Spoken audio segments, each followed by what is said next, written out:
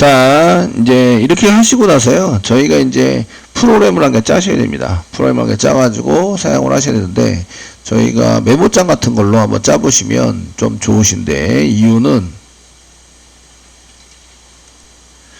이렇게 되시면 저희가 이제 소스를 가져다가 이제 작성을 해서 쓰셔야 되는데, 맨 처음에 테스팅하기 위해서는 그 에디터가 없으니까 그냥 그 윈도우가 가지고 있는 메모장 이런 걸 이용해서 이제 소스를 작성하는 거죠. 그래서 저희가 메모장을 한 개 열고 여기에 맞춰가지고 이제 소스를 작성하는데, 이미 작성한 소스가 있으니까 카페나 이런 데 찾으세요. 찾으셔가지고 사용하시면 되고, 저희가 그 메모장으로 쓸 때는 기본적으로 이렇게 txt가 붙도록 돼 있어가지고, 지금 우리가 작성한 클래스는, 작성해 놓은 클래스는 찾지 못합니다. 그러니까 모든 파일 선택하시고, 지금 C 드라이브 밑에 사용자, 지금 C 드라이브 밑에 한글로 사용자라고 보이는데, 그 윈도우가 여기에 이제 트릭을 좀 써가지고, 그 사용자에게 편리하게 보이기 위해서 사용자라고 쓴 거고, 사실은 유저스입니다. 더블 클릭해서 들어보면 사용자인데, 위에 그 위치를 클릭해 보면 C 드라이브 밑에 유저스 이렇게 이제 영어로 되어 있는 걸 볼 수가 있으시고요. 그 다음에 이젠 더블 클릭에 들어가 보셔서 이제 여기다가 저희가 이렇게 명령 프롬프트를 열면 위치가 요 위치이기 때문에 간단하게 이동하지 않고 실행해 볼 수 있어서 요 위치에다가 이제 저장하는 걸로 만들었습니다. 그래서 저장을 여기다가 하시는데, 이름은 프린트 네임이라고 이렇게 잡아 이렇게 해서 하자 썼습니다. 이때 주의할 점은 여기 있는 파일 이름과 여기 위치에 있는 파일 이름과 그 클래스 뒤에 있는 요 이름이 같아야 돼요.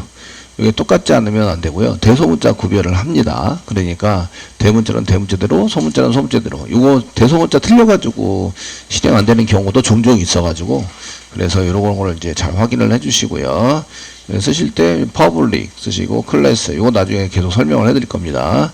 그 다음에 프린트 네임이라고 쓰고, 클래스 이름이 여기 클래스 뒤에 붙어 있는 요게 이름인 거죠. 클래스 이름이 프린트 네임이다, 이런 얘기입니다. 네임인데 중괄호 열고 중괄호 닫고까지가 이제 프린트 네임이에요. 여기까지. 그러니까 중괄호 닫고가 없으면 우리가 나는 거예요. 그래서 중괄호 닫고가 열어놓은 코드들은 반드시 닫아야 되는 이런 설정을 하셔야 됩니다. 자, 그리고 이제 public static void main 여기서부터 실행하게 되고요. args 대괄호 열고 대갖고, 그 다음에 string 대괄호 열고 대갖고 args. 요때 s 대문자, 그 다음에 여기 시스템에 해당되는, 시스템이 내가 가지고 있는 시스템에 해당되는 것을 컨트롤해서 이제 동작을 시키는 건데, 아웃이 표준 출력입니다. 표준 출력은 많이 쓰는 거를 의미하는데, 우리가 얘기할 때는 그냥 이제 모니터를 제일 많이 쓰죠. 프린터기도 아니고, 프린터기도 가끔 쓰잖아요. 근데 모니터는 매번 사용하는 거죠. 그래서 표준 출력은 주로 모니터를 의미합니다. 프린트 출력을 하고, 그 다음에 라인을 한 개 더 넣어라, 이런 얘기예요. 요게 안에 있는 요걸 출력을 하고 라인을 넣게 됩니다. 얘도 중괄호 열고 중괄호 닫고가 있습니다. 그래서 사용이 되고 있고, 요대로 치신 다음에 저장을 하는 거죠. 저장할 때는 저장을 하실 때는 지금 이제 한글인 경우에는 안시로 저장하셔야 됩니다. 안시. 그래서 이렇게 저장을 해서 사용하실 때, 저희가 위치상에서 아까 전에 이제 그 위치에 있는 데를 찾아가시고요. C 드라이브 밑에. 지금은 저는 있지만 따로 한번 다시 저장을 해드리겠습니다. 사용자. 저장하시고, 이젠에다가 저장을 하는 거죠. 프린트 네임점 잡아라고 저장하는데, 이때 그냥 쓰시면, 그냥 요대로 쓰시면 이렇게 txt가 붙는다. 파일 형식에서. 그러니까 주로 그거랑은 상관이 없게 하시려면 쌍따옴표 찍으시면 됩니다. 그냥 전으로 앞에다가 뒤에다가 이게 쌍따옴표를 찍으시면 요게 붙지 않아요. 이렇게 안 붙고 이제 그냥 요걸로 끝납니다. 요 안에 있는 걸로 저장을 하게 됩니다. 그래서 쌍따옴표를 붙여주시고, 한글은 저희가 이제 명령 프롬프트에서 한글은 안시 코드로 엔코딩이 됩니다. 그래서 UTF-8로 하게 되면 한글 자체에 엔코딩하다가 오류가 나게 됩니다. 그래서 그 영문은 똑같아요. 영문은 UTF-8이든 안시든 똑같은데, 한글이 들어가 있으면 얘를 반드시 안시로 엔코딩해서 저장을 하셔야 됩니다. 저장을 해서 사용을 해서 하셔야 되고, 그러니까 요 부분이 한글이 있으면, 한글이 있어서 사용이 되면 반드시 안시로 엔코딩해서 저장을 하셔야 된다. 여기 안시가 아니고 UTF-8이면 그 코드가 호환이 안 돼가지고 중간에 코드가 엉망진창이 돼서 오류가 나게 되어 있습니다. 그래서 지금 현재는 이제 안시로 저장을 해놨습니다. 한글을 집어넣었기 때문에. 한글이 들어가 있으면 안시로 하셔야 된다. 그럼 이제 컴파일을 하셔야 되거든요. 지금 현재 요거, 돼 있으신데, 맨 처음에 저희가 이제 진행을 해서 사용하는 것은, 지금 한 게 소스를 작성한 거죠. 저희가 자바 소스 작성을 했습니다. 해서 얘를 뭘로 컴파일 하냐면 자바 C로 컴파일 하셔야 돼요. 자바 C라는 걸 이용해서 파일을 읽어드리는 거예요. 소스 파일을 읽어드려온다. 그러니까 파일명은 점 뒤에 붙어있는 것이 다 파일명입니다. 그 파일에 대한 것을 읽어드려와서 걔를 이제 파일로 내보내는 거죠. 그래서 점 클래스가 파일입니다.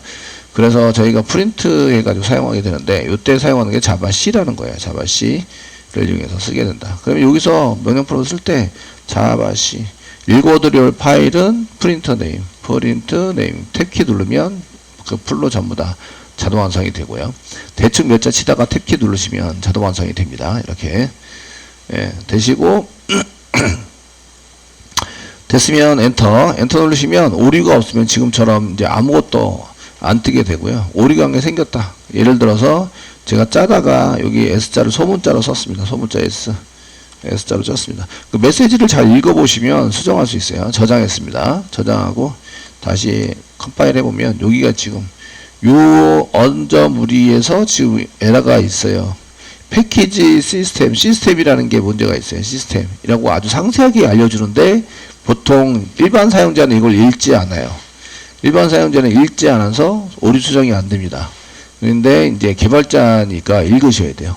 얘네들이 그 최대한 상세하게 얘기를 해주거든요. 그러니까 얘를 읽고 번역하고 구글링하고 안 되면 이제 챗봇한테 물어봐야 되죠. 이런 게 있는데 어떻게 고치면 되냐? 그러면 얘가 이렇게 고쳤으면 좋겠다. 이렇게 얘기를 해줍니다. 그러니까 요게 지금 요 시스템에서 문제가 생겼다. 대소문자 구별을 하니까 S가 대문자. 스페링은 맞는데 S가 대문자. 요 나머지는 틀린 게 아니고 얘가 틀렸어요. 이 꺽쇠 표시 있는 것만 잘 보시면 됩니다. 보셔가지고 요 위치에서 틀렸어요. 이렇게 이제 얘기를 해주는 거죠. 그러면 수정을 하셔서 사용하시면 됩니다. 그럼 여기에는 대문자로 이렇게 수정을 하셔서 저장. 하시고 이제 다시 한번 컴파일을 진행을 하시면 컴파일이 됐고 클래스 파일이 dir 같은 위치에 프린트네임 클래스 파일이 생깁니다. 얘는 이제 텍스트로 되어 있는 제가 소스 코드이고요. 얘가 이제 실행 파일입니다. 실행 소스의 실행 코드에 해당이 됩니다. 얘는 1용으로 바꿔져 있고 얘를 이제 실행하는 거죠. 실행하기 위해서는 저희가 이걸 만들어서 사용하게 되면 이제 실행 코드에 해당되는 게 나오시고요. 실행 코드는 클래스로 되어 있습니다. 코드에 해당되는 게 나오시고 얘는 이제 클래스로 이렇게 작성이 돼서 나오시게 됩니다. 그러면 이제 얘를 실행을 하려면 이제 뭘로 실행을 하냐? 자바로 실행합니다. 얘로 실행을 하게 됩니다. 자바 이렇게 해서 실행을 하시면 코드를 가져다가 그래서 이제 하실 때 얘는 그 소스 파일은 요거는 이제 자바 C 이렇게 쓸 때는 이제 파일을 읽어드려서 쓰자 이렇게 되어 있는데 파일 자바는 어떤 구조로 되어 있냐면 클래스 구조로 되어 있어서 클래스를 실행하자. 이거 파일명이 아니고 클래스를 실행하자 이렇게 됩니다. 그래서 이제 프린트 네임만 쓰셔야 돼요. 프린트 네임까지만 쓰시는 거예요. 이해되시겠죠? 그러면 이제 클래스 파일 안에 클래스 이름이랑 동일한 걸 찾아가지고 실행하게 됩니다. 그래서 여기 있는 내용 중에서 자바 쓰시고 한칸 띄고 이제 클래스에 대한 프린트 네임 이렇게 써가지고 엔터 치시면 이제 이게 실행이 된 거죠. 한글이 잘 나온 거 보이시죠? 얘는 이제 안시로 저장을 해서 한글도 잘 나왔는데 한글 요 부분에서 이제 그 깨져가지고 아무것도 안 된다 이런 얘기는 이제 한글 엔코딩 할 때 이게 맞지 않아서 깨져가지고 사용이 된다 이런 얘기예요. 요거는 이제 자바 8을 이용해서 이제 컴파일에서 사용한 거고요. 저희가 자바를 한번 세팅하잖아요. 그럼 자바 언더바 홈이라는 것을 이제 바꾸시면 버전을 바꿀 수 있어요. 그래서 저희가 고급 시스템 설정 클릭하셔가지고 다시 환경 변수에 갑니다. 근데 윈도우즈에서는 가끔 얘네들이 이 패스를 쳤을 때 원래 패스를 치면 퍼센테이지 앞뒤로 붙인 게 요게 이렇게 이제 데이터를 가져와서 이렇게 표기를 해줘야 되거든요. 그러니까 데이터를 가져와서 표기를 해야 되는데 이게 바로 그냥 퍼센테이지 자바 언더바 홈 이렇게 나오는 경우가 있어요. 그러면 그 실행이 안 되고 오류가 나요. 근데 요거는 윈도우즈에서는 종종 납니다. 종종. 윈도우즈에서. 그래서 그 서버 돌리시는 분들은 윈도우보다는 그 리눅스나 이런 거를 선호합니다.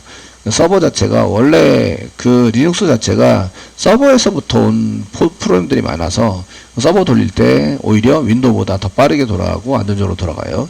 그 설정할 때는 좀 힘들지만 사용하고 우리가 일반적으로 사용하는 거 좀 힘들지만 그렇습니다. 근데 이제 여기 윈도우즈는 이제 가끔 가다가 요게 퍼센테이지 자바 언더바 홈이라고 그냥 데이터 안 가져오고 그 문자 그대로 나오는 경우가 있어요.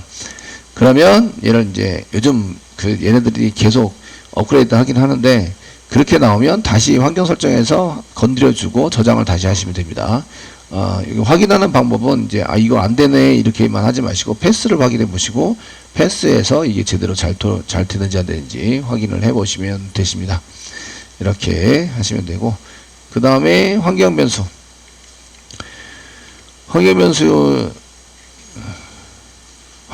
중에서 자바 언더바 홈 있습니다. 다른 거는 안 건드리셔도 되고요. 환경 변수를 갖다가 이렇게 클래스 패스도 환경 변수 갖다 써라. 그리고 이제 뭐 저희가 패스도 환경 변수 갖다 써라. 그래서 패스에 해당되는 것도 이렇게 환경 변수 퍼센테이지 자바 언더바 홈으로 썼기 때문에 저희가 건드릴 거는 자바 언더바 홈만 건드리시면 됩니다. 건드려서 얘를 편집을 하셔가지고 위치가 좀 달라졌어요. 그럼 디렉터리 보기 C 드라이브 밑에 찾아가기 되게 힘드네.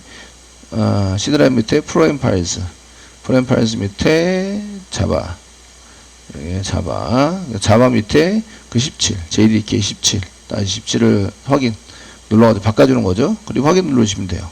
확인 그 다음에 요걸 확인을 눌러주셔야 저장이 됩니다. 확인 이렇게 눌러서 저장을 하고요.